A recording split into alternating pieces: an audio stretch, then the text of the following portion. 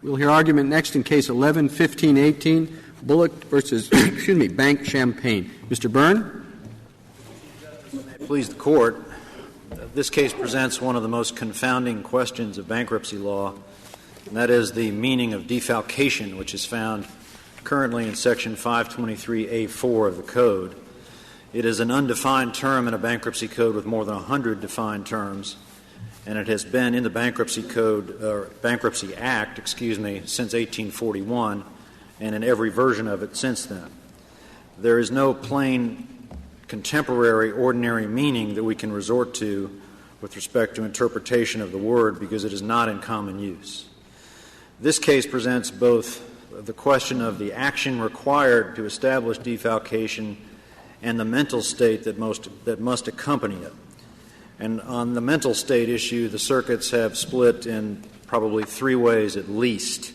The 11th Circuit here held that petitioner committed defalcation by acting recklessly and affirmed on summary judgment, a summary judgment order that was granted for the petitioning creditor. Well, before we get to the various candidates for applicable mental state, if there is one, could you tell me what this mental state applies to? Does it apply to facts or does it apply to law? Your Honor, it should apply to both, but it applies the act must be accompanied by a culpable mental state.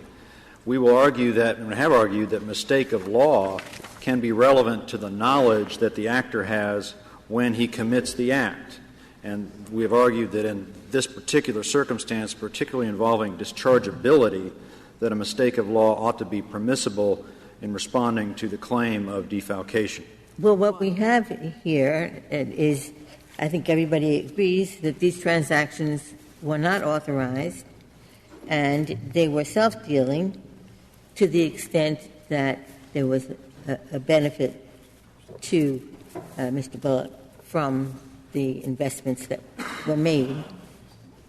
So what, in addition to being unauthorized and self-dealing, which the government tells us should be enough to make for a defalcation, what else, other than that it was not authorized and that it was self-dealing? Your Honor, we believe that a showing of extreme recklessness at least is required as to the self-dealing.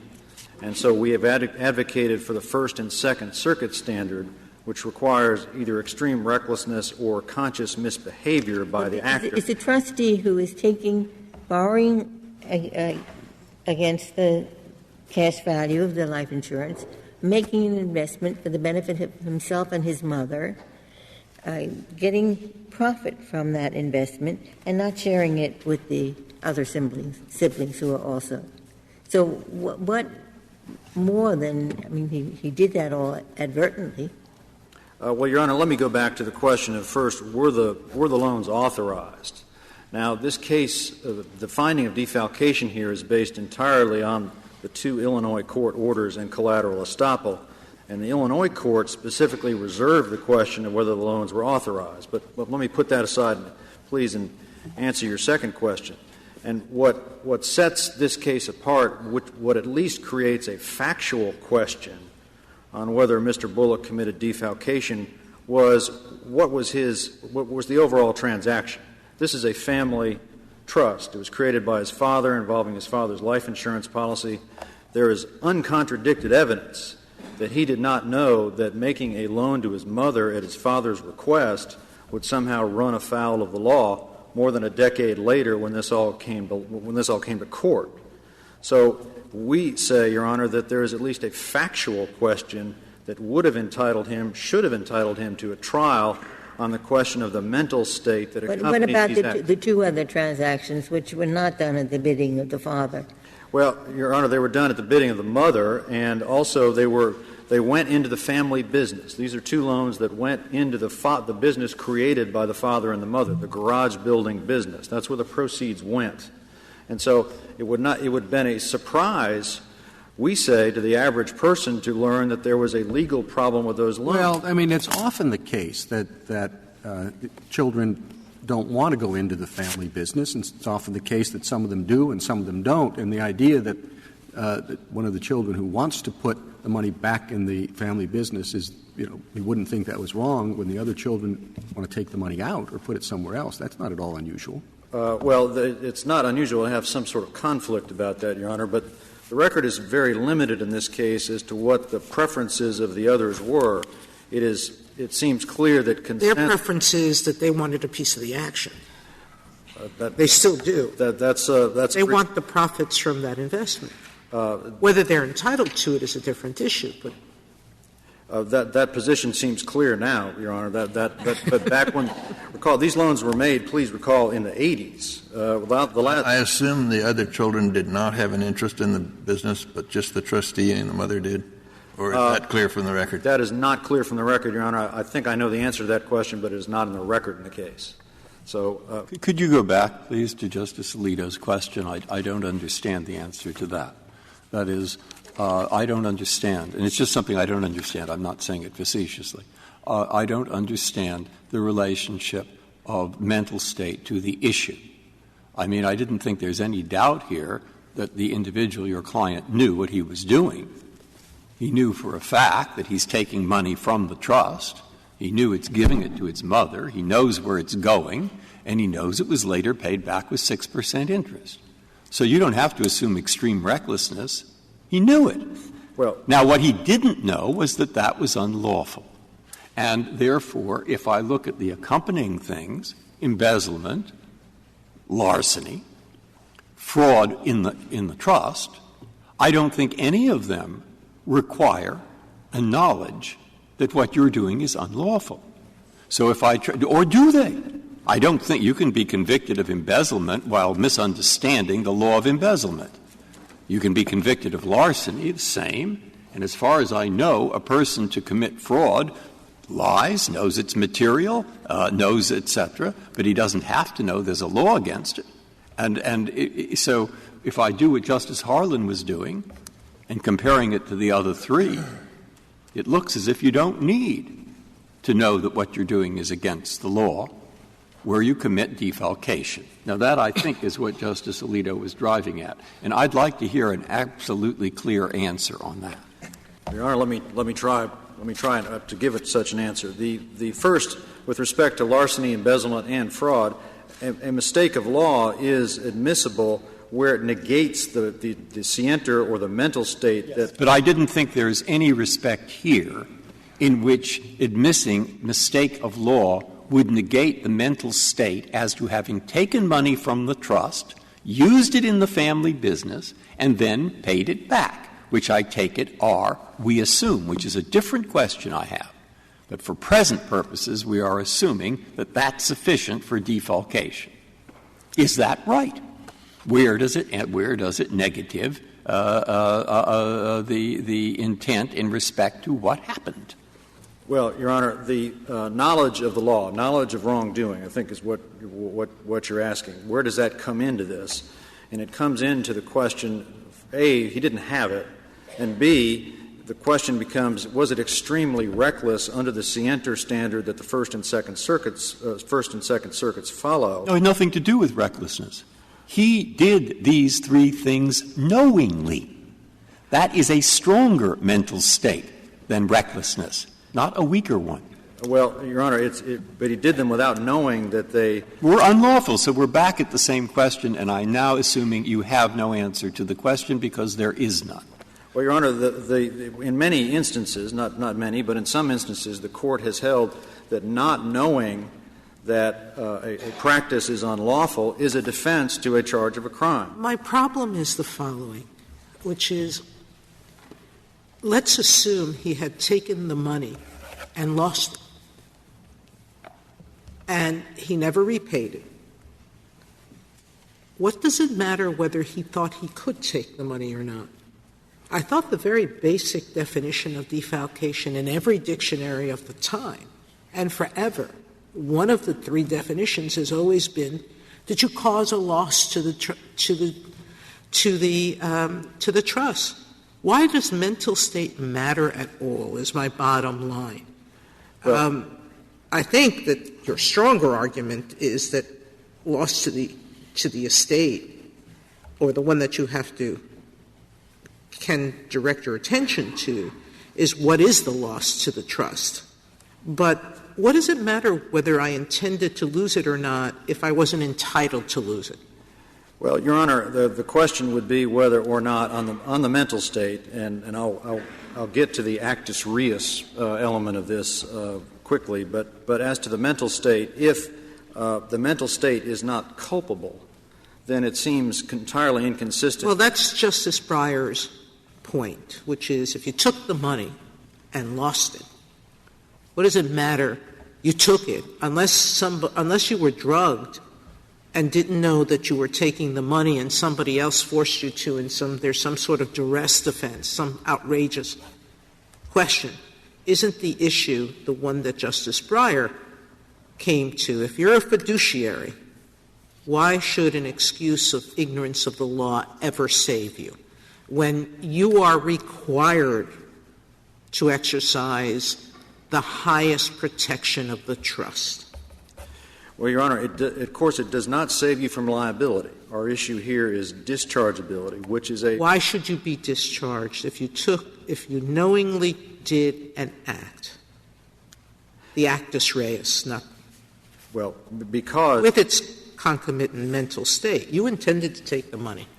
Right, Your Honor, because for dischargeability purposes, because of Gleason v. Thaw and the rule that bankruptcy discharge exceptions are confined to those plainly expressed, doubts are resolved in favor of the debtor. And if you look at the other requirements for exceptions to discharge in Section 523A, you see a high level of culpable conduct. For example, in Geiger, the Court held that reckless torts do not amount. Yes, but you see, should I have to write the opinion in this case, I would have to deal with this issue, and I'd have to say something about it. And as soon as I look at the other words, those are words like embezzlement, larceny, and fraud. Now, elsewhere in the U.S. Code, where those are crimes, ignorance of the law is not an excuse. It often is an excuse where, in fact, it's a tax violation or some other technical violation. So I would have to explain why the word defalcation, when linked to those three, is being treated differently. Or I'd have to say Congress used words which never have ignorance of the law as an excuse and meant them differently. Each of those is pretty hard to say. Well, Your Honor, you're alluding to Cheek v. United States and Ratzlaff v. United States, the cases in which ignorance of the law as an exception to the general rule was found to be a defense in those cases. And what you had in those cases was a complex legal regime. You had the tax laws, and then you had the anti-structuring statute. And here we say that trust law in and of itself is a complex enough legal regime that a mistake of law at least ought to be admissible, not for liability, but for establishing bankruptcy. I have one other question on a different subject that may be more helpful to you or not. I think of defalcation as the individual who has defalcated shows up in Rio with 2 suitcases full of money. And it seemed to me, if you look at the root of the word, it consists of diminishing, taking a sickle and cutting something down. And therefore, it did seem to refer to an instance where you take the corpus or money belonging to the trust, now it becomes ambiguous, and you run off with it. Is there anything you would like to say about that? Yes, Your Honor. I would like to say that the defalcation requires a shortage in accounts at the end of the day.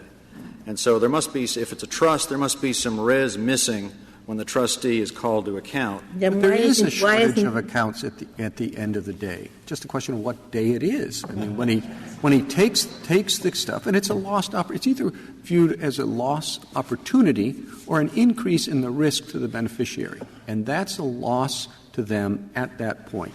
The fact, I mean, it's like a bank robber giving back the money. There's no loss to the bank, but it's still a crime.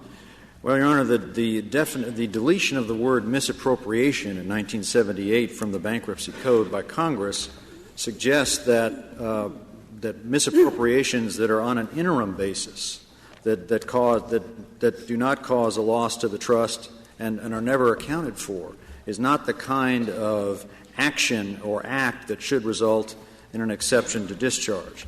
But if you look with respect to defalcation at the definitions at the time, the definitions that were available in 1841, as I believe Justice Breyer has done, the definitions you get are, for example, in Webster's 1828 dictionary, the act of cutting off or deducting a part.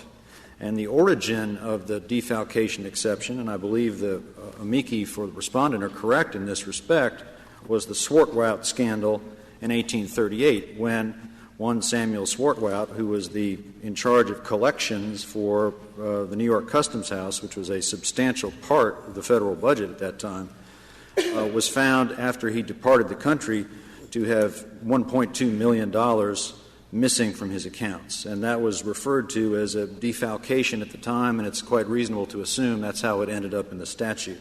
So the loss of res there, the loss of funds to which the fiduciary is responsible for collecting at the time that he turns over his office, because this really originated with public officials, is the relevant time. But I guess the question is, how do you measure this loss? I mean, if you take money away and then you give it back, or even if you give it back with 2% interest or something, I mean, maybe if that money had remained in the trust, and I realize that this is a strange trust, but we have to think about other kinds of trusts. If that money had remained in the trust, there would have been a profit to be made from that money.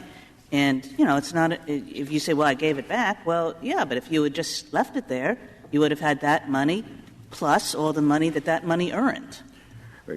Correct, Justice Kagan. But here, there was never any money taken from the trust that didn't wind up with the trust at the end of the day. The evidence is that the net policy value on the day Mr. Bullock unwittingly became a trustee in 1978 was the same as when he, at the end of his tenure. But what about the profit from the transactions, the profit that he made? Yes, he paid back everything with interest. But in addition to that, according to the Illinois court judgment, there was a profit that he made that he didn't put back in the trust. He didn't put in the trust.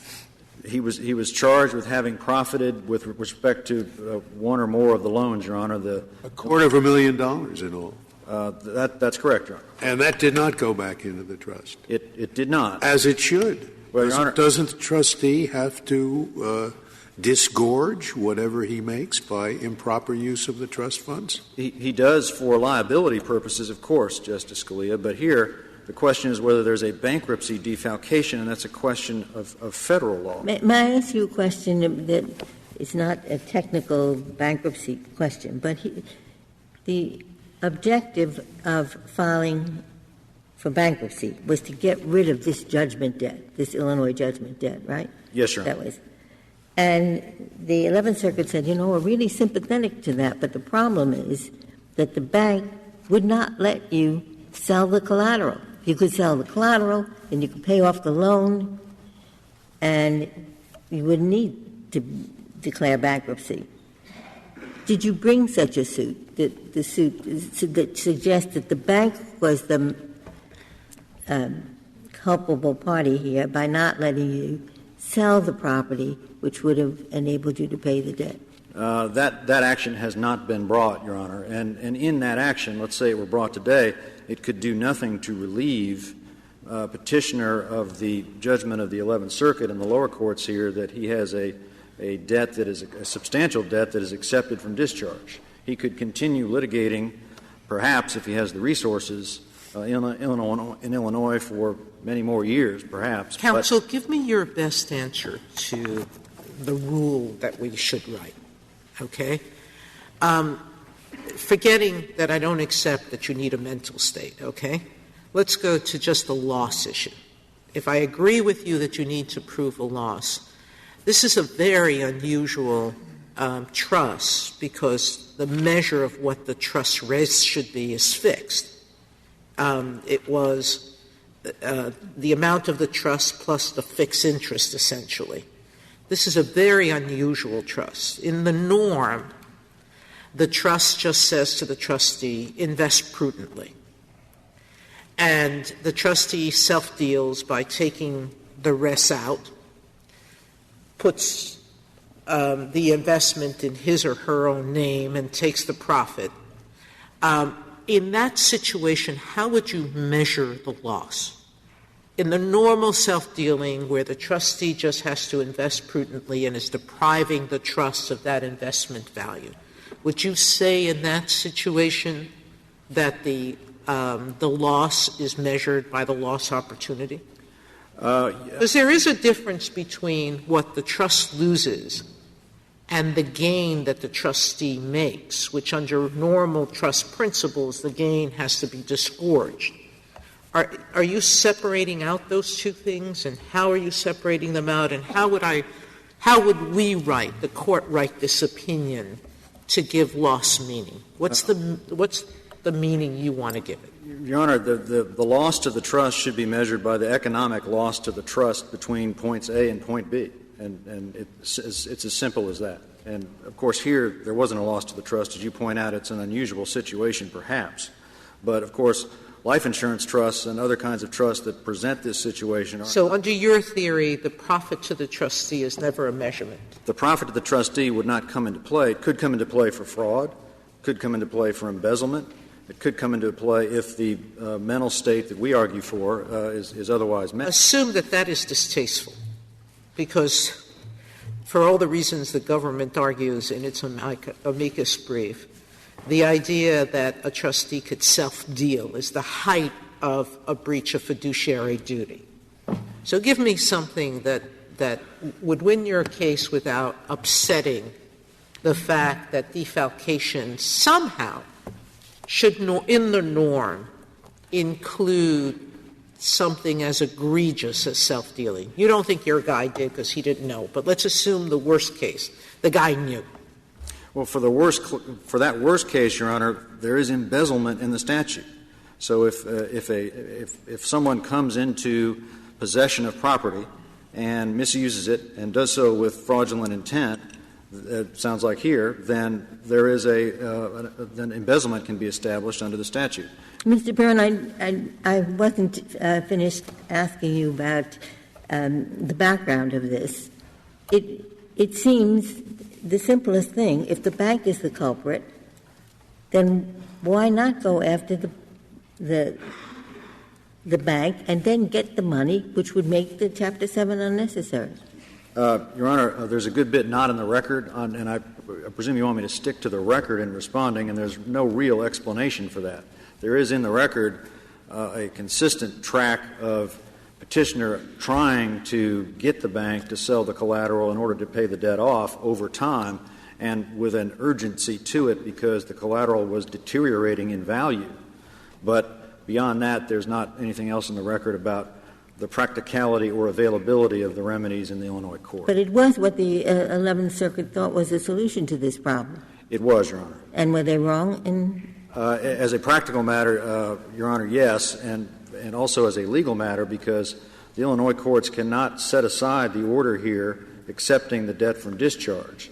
The only agenda potentially left for petitioner would be litigation in the Illinois courts against the trustee to create some sort of a judgment that might be used in some way to ameliorate the effect of the bankruptcy court's judgment. But he still has basically he's been consigned to permanent insolvency the way that this judgment now sits. The briefs on your side of the case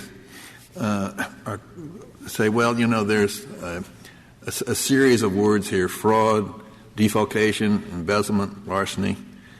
But really, fraud and defalcation are defined in a further way than where embezzlement and larceny are not. It's a fraud or defalcation while acting in a fiduciary capacity, then embezzlement and larceny. So I'm not quite sure it's fair to say that all four words must be consulted for the use of them generis, because fraud and defalcation are qualified by in a fiduciary capacity and then a comma. Well, that is correct, Your Honor. That's the way that this particular version of the Bankruptcy Act is set up. In the past, however, in Neal v. Clark, In an important decision by this Court in 1878, the Court held that fraud should be construed to require fraud with moral turpitude because of the presence of embezzlement in the 1867 Yes, in that statute. respect, I think the word fraud gives you some assistance in arguing your case. Thank you, Your Honor. Unless there are further questions, I'll reserve the remainder of my time for rebuttal. Thank you, counsel.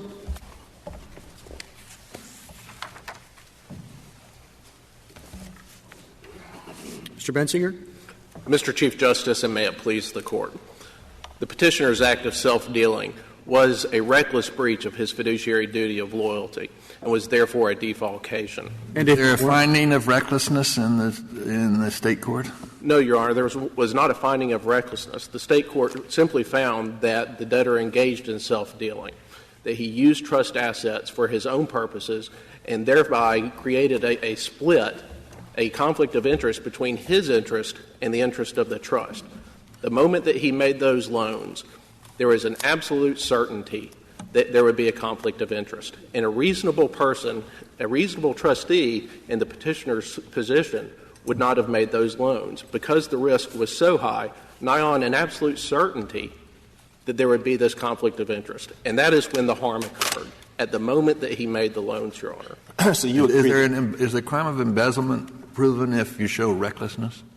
Or do you need a further criminal intent? Generally speaking, Your Honor, embezzlement does require some sort of specific mental intent, an intent to deceive or to defraud. But defalcation does not require that same mental intent, and that's borne out by the history. Well, of course, that's one of the things we're arguing about here. I don't think that's conceded.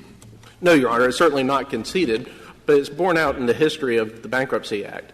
Defalcation was first added to the Bankruptcy Act in 1841, and it was simply an exception to discharge for defalcation. There was no mention of fraud. There was no mention of embezzlement.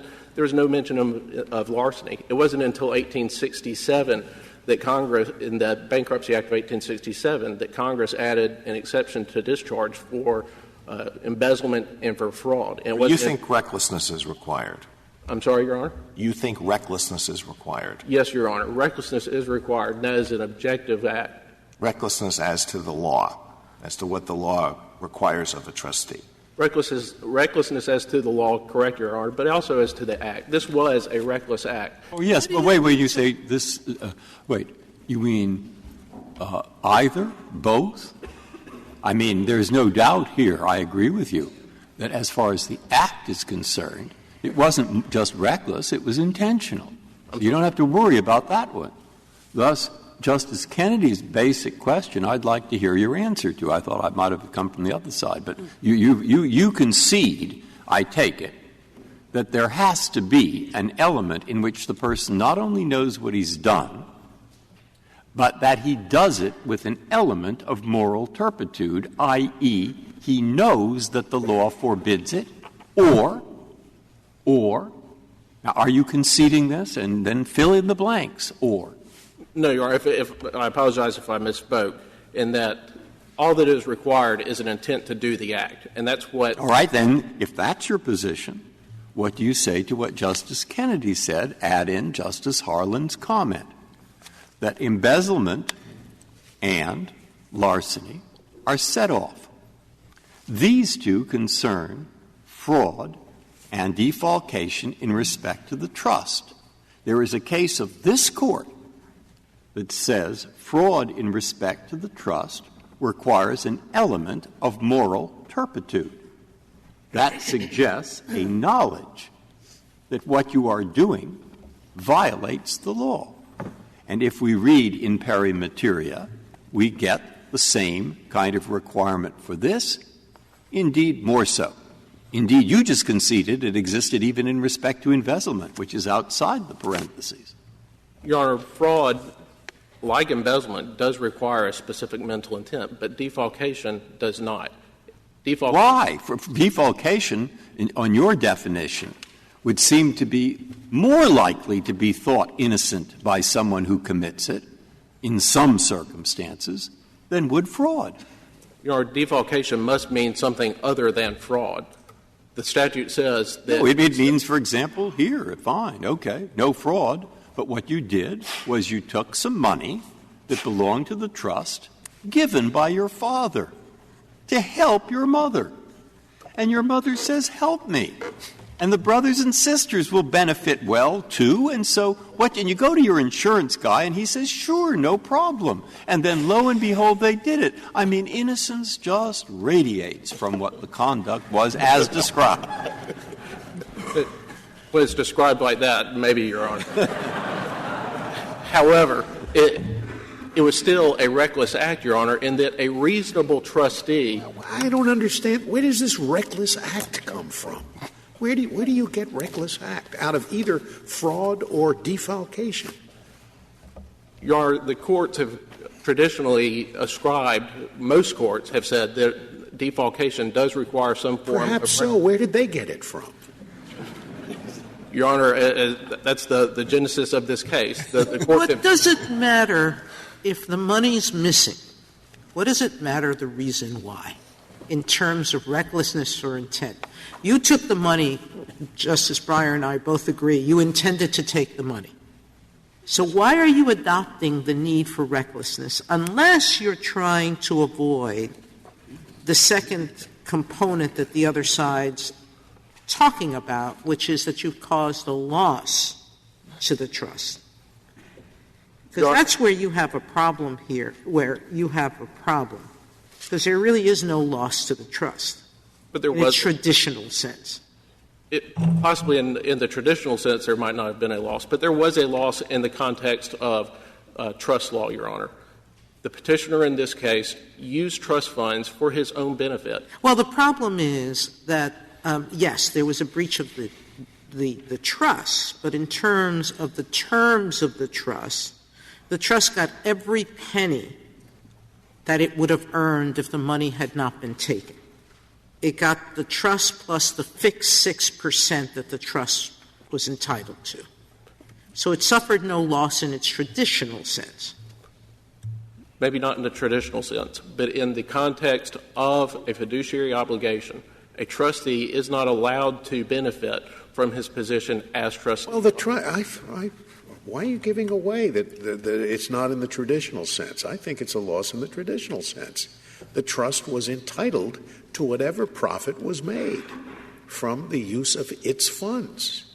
Correct, right? Your Honor. And he made $250,000 that should have belonged to the trust. It's not enough to say, well, I'll pay you 2% interest or whatever the going rate of interest was. He made $250,000, which should have been given to the trust. That's correct, Your Honor. And that is what the Illinois State Court found. And that is borne out also by the other exceptions to discharge in Section 523A4. If a fraudster commits fraud, he doesn't just remedy that by paying back what he took. He has to return all of the profits that he obtained. The question here is not whether the trustee is liable. Yes, the trustee is liable. The question is whether it's dischargeable. Correct, Your Honor. And if you look at the other words in this list, fraud, embezzlement, larceny, those are bad acts. There's a degree of moral culpability involved. And maybe there are people who commit fraud, embezzlement, and larceny and don't realize that it's illegal, but they're not many. It's commonly understood that those are bad. So in a very impressionistic sense, there's a difference between that and the kind of conduct that's presented to us here. But you think that's irrelevant? It is irrelevant, Your Honor, because a reasonable trustee would not act in this way.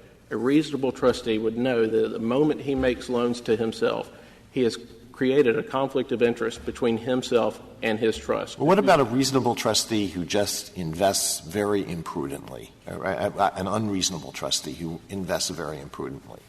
Any reasonable trustee would realize that investing in the widget factory, totally unrelated to him, is a really bad idea, and the money is lost there. What about that trustee? Is that a defalcation? If it's unreasonable, it would be, Your Honor. Because is it before we leave this conduct? I mean, I understand. I was painting their picture of their being innocent, but we are in a court that this court has described as a court of equity, or akin thereto. Yes, sir. One principle I used to learn was he who has clean hands can come into equity, but not anybody else. Now, we have two lower courts that's saying your client has pretty dirty hands, or at least they don't understand it. That the other client has tried to get them to sell the property. But they write the properties are abandoned and uninsurable. Even though Mr. Bullock produced a buyer, they won't sell it. And so do you have clean hands? Not you yourself. You didn't take the money and you do not have dirty hands. All right? But did your client here, does he lack clean hands? Because two courts have said he should have just sold his collateral and he would have gotten the money and saved everybody a lot of trouble. No, Your Honor. Because? Because, first of all, the bankruptcy court never made any specific finding of facts. Those were allegations that were included in the record at the district court. And Should we remand it so they could? No, Your Honor, because the petitioner had every opportunity to bring those facts into evidence at the bankruptcy court, and he did not. There are facts outside the record, as there are on both sides, with regard to this issue, why the trust would not allow the subsequent sale. But it does go back to an important point, and that's that the petitioner did have and retains today an opportunity to go back to state court and seek a reduction in this judgment, should he so desire. A reduction in the judgment would reduce the debt. And if there is no debt, then there is nothing for the trust to collect subsequent to this discharge or subsequent to the lack of discharge as respondent is requesting. So there's nothing in the record that shows why the bank refused to release any of the collateral? No, Your Honor, there is not. That was not an issue that ultimately came before the bankruptcy court. The bankruptcy court made no finding of facts. There were only allegations on appeal to the district court and to the 11th Circuit, Your Honor. However, to return back to the point concerning the required mental intent or the mens rea, both in the petition and here this morning, the petitioner has not been able to articulate exactly what mens rea is required. That is what mental intent is required. But the mental intent that he asks is that it be something greater than extreme recklessness, in effect. However, that cannot work in the code because it would make other code sections superfluous. Specifically, if the mental intent required were an intent to cause an injury, Section 523A6 of the Bankruptcy Code already accepts from discharge debts for willful and malicious injury. Well, a number of embezzlers, not all of them, many embezzlers fully intend to pay everything back once things turn out all right. But there's still an embezzlement. But there's also a criminal intent at the time, or a wrongful intent, even if you plan to pay it back. And it seems to me that you're standing very firm on the fact that defalcation means something different than fraud in the first clause, or embezzlement and larceny in the following clause. It does, Your Honor. Defalcation, when it was first introduced into the Bankruptcy Act in 1841, had a known meaning. And that known meaning, at least according to the Oxford English Dictionary, is a monetary deficiency through breach of trust. That was from the — And the problem is, as your friend on the other side points out, that there's two problems with this. Number one, it's not consistent with the meaning of the other three terms in the statute. And two, it's not consistent with the idea that discharges should be freely given so that debtors can begin again.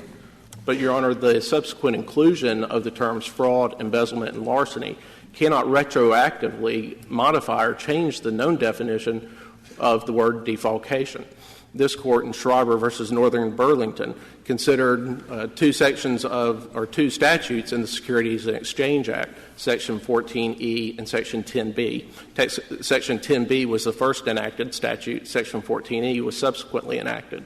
Both statutes prohibited a manipulative type of transaction with regard to securities. Section 14E also prohibited a fraudulent act with regard to securities. This Court stated in that case, while it wasn't central to its holding, the Court did state that the inclusion of the term fraudulent in Section 14E could not modify the understanding of the term manipulative. And the same logic applies here. The subsequent inclusion of the terms fraudulent and embezzlement and larceny cannot modify the known meaning even if that known meaning has been lost, the meaning of the word defalcation. Mr. Bensinger, if I heard you correctly, you said that the definition was a monetary deficiency arising from a breach of trust. Does that mean that you're conceding that there has to be a loss, a monetary deficiency? Your Honor, there was a monetary deficiency in this case. Whether there was or was not in this case, but you're conceding that there has to be a monetary deficiency according to the traditional definitions. Yes, Your Honor. For there to be even a debt, which is what the Bankruptcy Code discharges, there must be a monetary deficiency in this case, or in the case of a defalcation. And that is what this — Are we fighting about the meaning of loss? That's really the question. I'm sorry, Your Honor? Are we fighting about what loss means? Your Honor, that is certainly an issue that the parties have contested in the briefs before this Court and in the courts below, whether there was a loss. And there was a loss. The State court recognized that there was a loss in the amount of $250,000. That judgment of $250,000 creates a claim. The Bankruptcy Code in Section 101(5) defines a claim as a right to payment. So if he made nothing on the deal, it just turns out he got whatever the trust was getting under its interest rate and gave it back, there'd be no defalcation because there'd be no loss in the sense of a loss opportunity? There would be a defalcation, Your Honor, but there would be no debt in that case, and that there would be nothing for him. I'm sorry. I understood your answer to Justice Kagan to be that there must be a loss, right? Your Honor, there needs to be a loss for there to be a debt. Right. Does there have to be a loss for there to be a defalcation? No, Your Honor. If I'm inconsistent in that answer, I apologize. Do not intend to be. There must be a loss for there to be a debt. For there to be a defalcation, that merely goes to the bad act, the act of, in this case, self-dealing. So taking the money out is sufficient for defalcation, even if it's brought back in full and even if there's no loss opportunity? Correct, Your Honor. That's not consistent with the original meaning of defalcation to which you are appealing. It's pretty clear to me that the original meaning is a cutting off, a failure to turn over money that was due. So are you appealing the original meaning or not? You're saying defalcation just means breach of trust. That's it? No, Your Honor. We're saying that in this case, the breach of trust, the self-dealing, was that cutting off of the assets. And that's what made it a defalcation, no? Correct, Your Honor. Well, so then you say there has to be a cutting off. There has to be a loss for defalcation, not just for a debt, but also for the defalcation. Your Honor, at that point, there was a — Hey, why are you fighting that? You're going to have to prove the loss anyway. You say there is a loss. Your Honor, the loss in that case occurs, Your Honor is absolutely right, at the time that there is that cutting off, at the time that, in this case, the petitioner used the trust assets for his own benefit. And then what's the loss? I mean, let's assume the trust is worth $1 million plus 6%. And every year they have in their coffer $1 million plus 6%. The only part they don't have is the extra money that the trustee made. But there is no cutting down of the size of the trust. At least that's an argument. Now, what's the answer? Because, Your Honor, the loss occurred. There was a loss in the amount of the loans that he took out, and that loss was compounded, if you will, Your Honor, by the petitioner's failure to return the proceeds of those loans. But he did. This is the unusual part of this trust, which is that by the terms of this trust, it was only going to grow at principal plus a fixed interest. Most trusts are not written this way. This is the highly unusual trust, where it never should have made more money. Because taking the Chief Justice's hypothetical, which is he had invested it and just gotten the interest due, why would there be a defalcation? What's the loss opportunity or the loss that you would have suffered? Your Honor, the loss that the trust suffered was that its principal was taken away, was invested by the trustee for his own benefit. Yes, but let's assume a different fact scenario, that he didn't make $250,000, that he happened to make just the amount of the interest required, and he paid all of that back, just as he did here. What would have been the defalcation under the Chief Justice's hypothetical? The defalcation there, Your Honor, would be that the trustee has split his interest, has created a conflict of interest, and that causes a loss. There might not be a strict monetary loss at that time. I've never heard of a defalcation that didn't result in some monetary loss. What would have been the monetary loss in the Chief's hypothetical? In that case, Your Honor, there would not have been a strict monetary loss in that hypothetical had the all the proceeds, had there not been any benefit that the trustee obtained from the investment and use of those funds. But there is still a loss. I mean, when you're investing, obviously the return is part of it, but also the question is what risk you assume. And the trust would have suffered because during that period they were incurring a greater risk. It's one reason you set up a trust, so you protect people from that risk. That's correct, Your Honor. Thank you.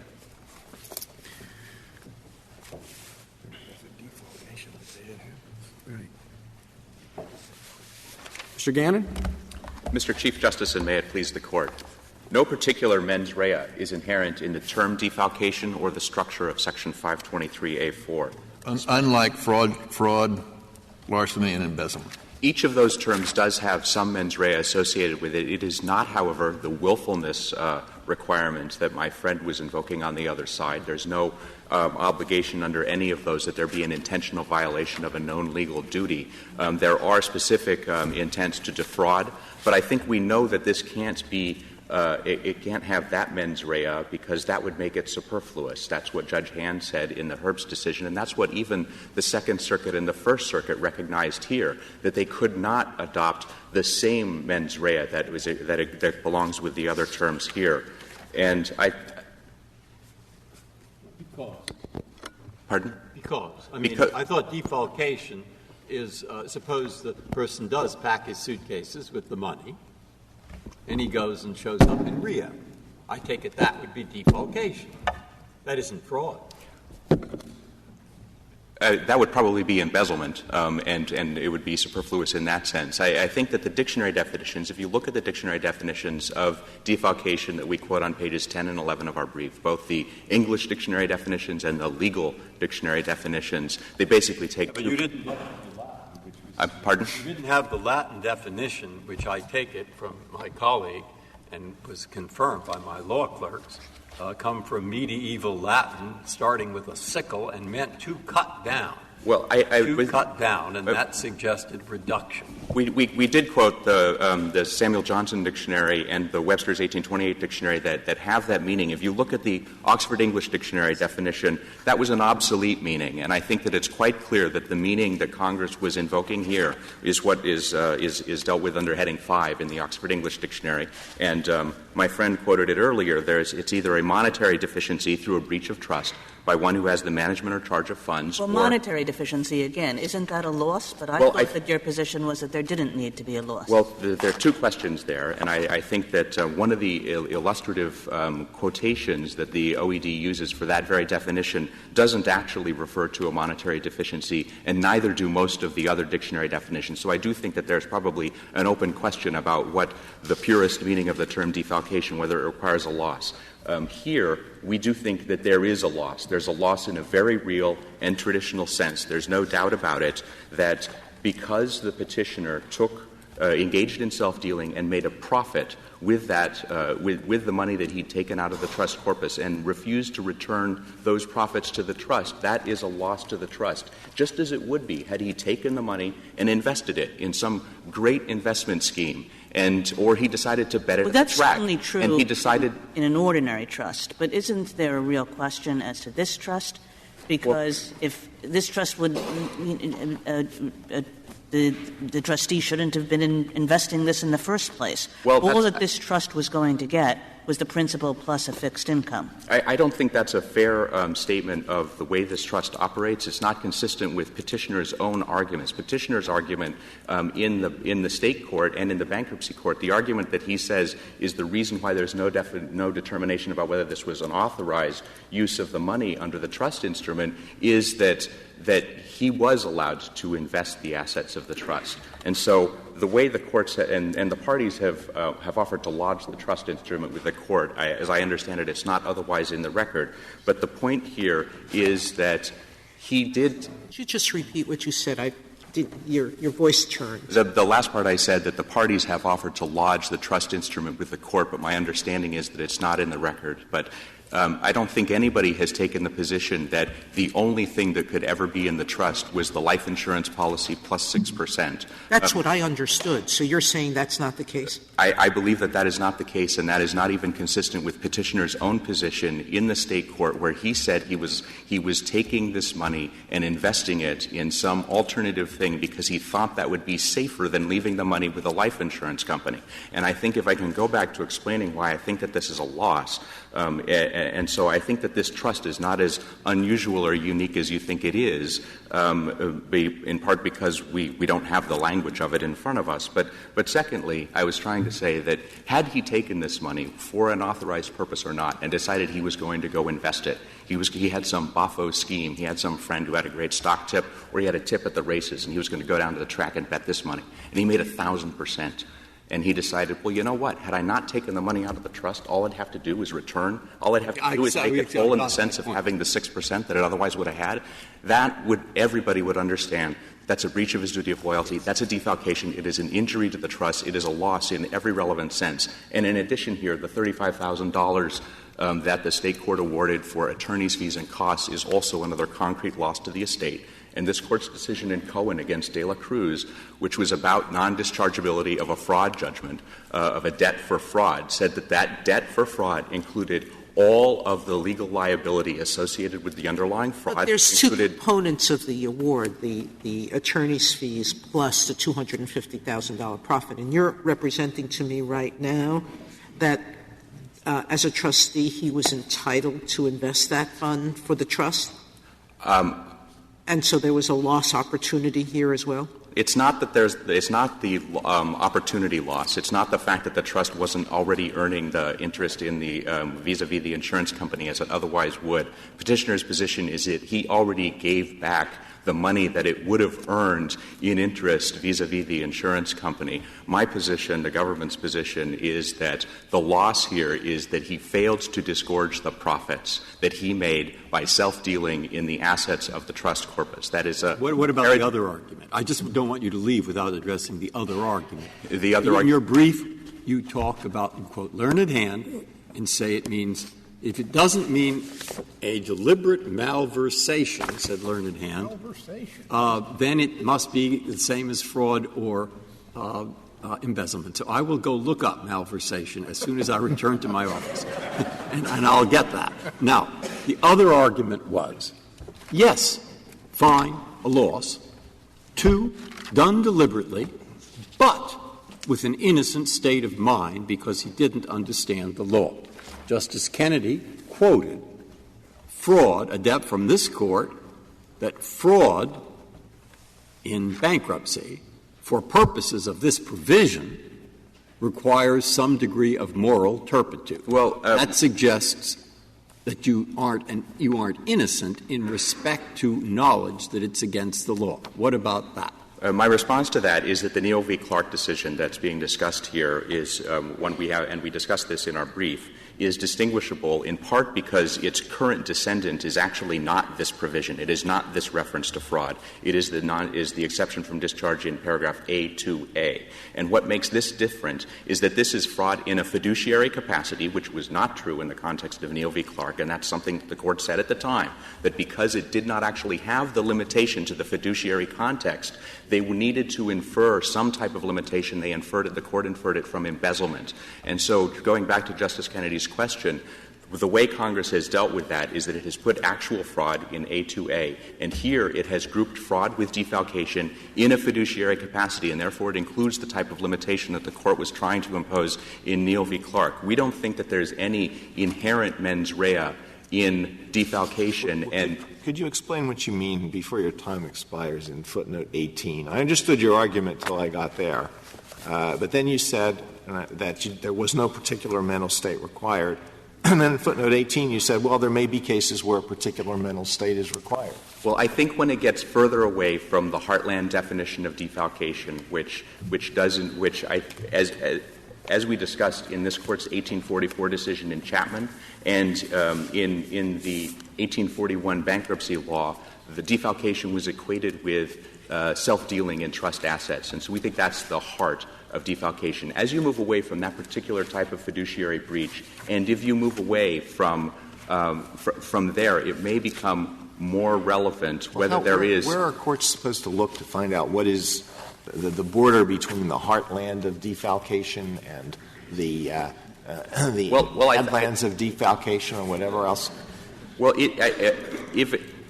to be fair, the dictionary definitions are broad enough to include other types of fiduciary breaches, but it's not clear that that means that defalcation needs to be doing all the work here of potentially putting limits on the scope of the exception. And so if you look at the Ninth Circuit, for instance, the way it has handled this is it has recognized, as we do, that defalcation can be innocent. But it is concluded that the essence of defalcation is the failure to account for or to produce funds, and therefore it wouldn't be something that would just be garden variety mismanagement of the assets. Well, why not? I mean, it's a violation of the trustee's responsibility when he makes a negligent investment of the funds, right? And so he doesn't turn over as much money as should be turned over. It's a defalcation. Well, we certainly do think that may well be the ultimate answer. We think that would be further away from the core of defalcation, but it's not this case. So we would urge the Court to affirm. Thank you, counsel. Mr. Byrne, you have 5 minutes left. Thank you, Your Honor.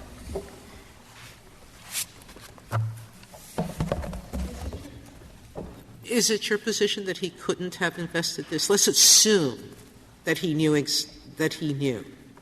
Assuming he knew, Your Honor, he could. His position is, and it was true, his position in the state court was that he could have invested this. But as a trustee for the trust? As a trustee for the trust. Okay. Then you may be losing this case. Well, Your Honor, because if he could invest it for the trust, why isn't it a loss for the trust that he took this opportunity away from the trust? Well, Your Honor, the Illinois court never decided whether he was right about whether he could actually invest the money other than as specified. Let's assume he could have. So if you assume he could have, then then why isn't the loss of opportunity? Well, Your Honor, the trust instrument, I think you'll see, it does not expressly authorize him to do that. He was making an argument. Let's assume his argument that he could. But if the argument is, or if the trust provided that he could invest in other things and made imprudent investments, then there could be a loss to the trust, and then his mental state would be. Then we have to go back to the first issue, whether a mental state is required or not. That's correct, Your Honor. Now, to respond to a few things said by Respondent and by the solicitor, the petitioner actually did put into the record, when he opposed summary judgment pro se in the bankruptcy court, all of his evidence about what should have been done with the money that was in the constructive trust, what should have been done with the property that was in the constructive trust during that period. He put that in evidence. It's in the record. And his repeated pleas that the assets be sold to pay the judgment are reflected by that. The Respondent relied entirely on the two Illinois court orders and put in no evidence other than the original pleadings, if they are evidence, in the Illinois case. So there is that question about the record, and petitioner did track what his efforts were to try to persuade the trustee to consent to the sale of the property. And it's interesting, the constructive trust, of course, was imposed on the properties that were acquired with loans 2 and 3. So if there were any profit from the loans, they would have been caught in those properties. And eventually, of course, they were not sold. But to determine the amount of the loss here, a trial would be needed, and that's really why we're hoping the court will give Mr. Bullock a day in court here to establish under the proper legal standard what any loss really was, if there was one. And it was said earlier that a conflict of interest itself is a defalcation, but not if there's no loss. That's entirely inconsistent with the other exceptions to discharge in the code. Mr. Gannon noted that the dictionary definitions evolved over time, but the 1856 definition of defalcation from Bovier's Law Dictionary that's quoted in the government's brief actually still reflects the idea that, or the definition that a defalcation is the act of a defaulter, and a defaulter is defined as one who fails in making his accounts correct. So by 1856, years after the first enactment of defalcation, that was still the definition that was prevailing in the day, at least according to that dictionary and according to the others that we cite earlier. Petitioner here made a mistake in judgment. There was never any finding of dishonesty on his part. There was never any finding that he acted with a malicious intent. In fact, there was a finding that he acted with no apparent